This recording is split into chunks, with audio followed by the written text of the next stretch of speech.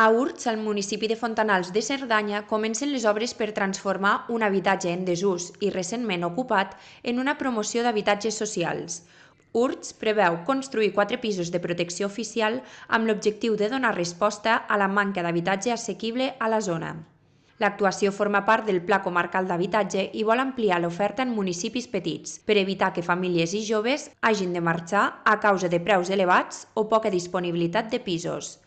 L'alcalde Ramon Chia ha destacat que aquest projecte respon a una necessitat real del poble.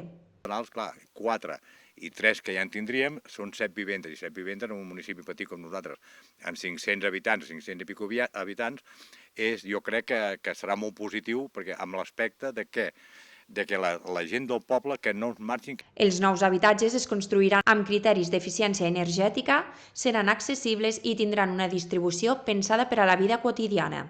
Es preveu que estiguin enllestits 2 al llarg del 2026 i els altres 2 al 2027. L'actuació compta amb finançament públic i suport tècnic i vol ser també una eina de lluita contra el despoblament, contribuint a mantenir viu el teixit social i econòmic del municipi.